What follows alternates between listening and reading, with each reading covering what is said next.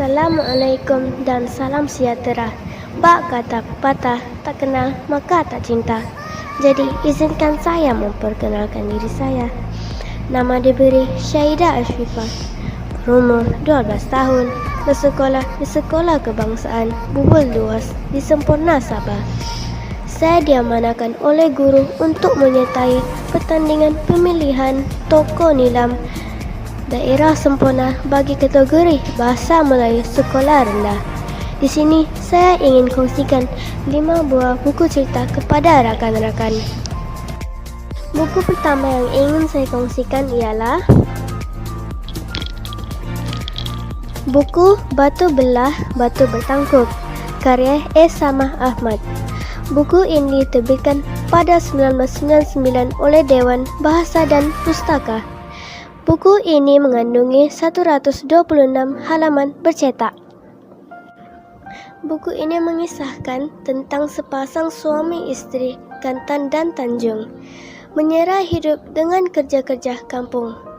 Mereka dikurniakan 2 orang anak bernama Melur dan Pekan. Namun, bapa mereka telah meninggal sewaktu mereka masih kecil. Suatu hari, ibu mereka berjaya menangkap ikan tembakul, lalu meminta Melur merebusnya.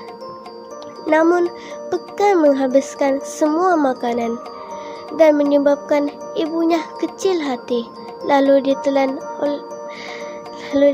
oleh batu belah.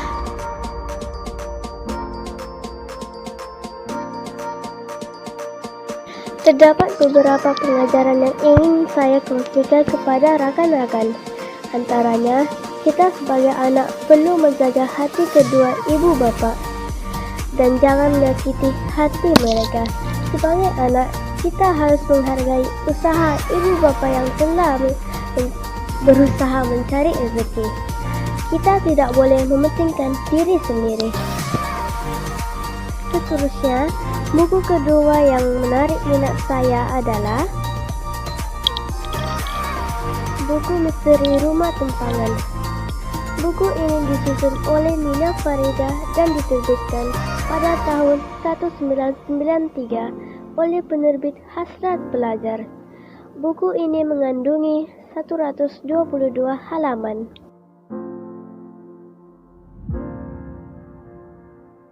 Buku ini menceritakan tentang sekumpulan kawan yaitu Salma, Melin, dan Zarina yang menyertai kumpulan penyiasatan. Di akhir kisah ini, mereka berjaya menyelesaikan misteri yang berlaku di rumah tumpangan. Pengajaran daripada kisah ini, kita perlulah bekerja sama dalam setiap masalah yang berlaku dan jangan putus asa seperti Salma dan kawannya. Buku ketiga yang ingin saya kongsikan adalah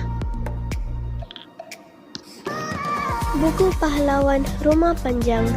Buku ini ditulis oleh Hisham Abdullah dan diterbitkan pada tahun 1991 oleh Dewan Bahasa dan Pustaka. Buku ini mempunyai 70 halaman bercetak.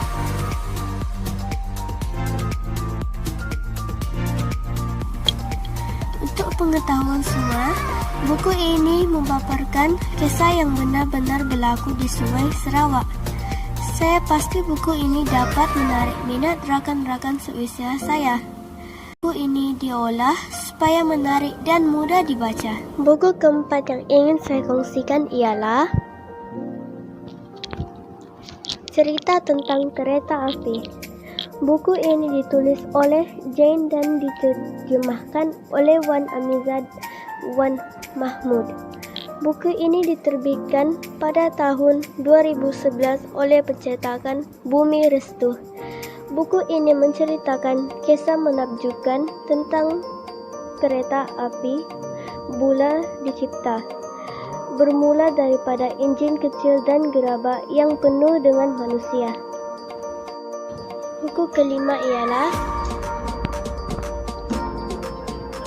buku Mencari Kebenaran. Buku ini ditulis oleh Jamilah Haji Bujang.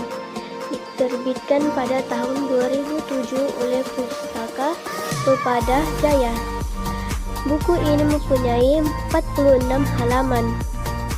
Buku ini mengisahkan tentang Rusdi, murid yang nakal dan sering mendatangkan masalah kepada pihak sekolah.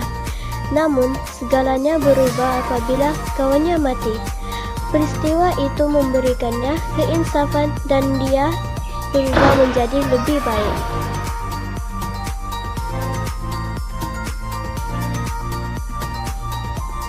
Kesimpulannya, buku-buku ini amatlah disarankan kepada rakan-rakan untuk membacanya supaya dapat menambahkan lagi pengetahuan yang sedia ada. Membaca itu jambatan ilmu. Bangsa membaca, bangsa berjaya. Sekian, Assalamualaikum warahmatullahi wabarakatuh.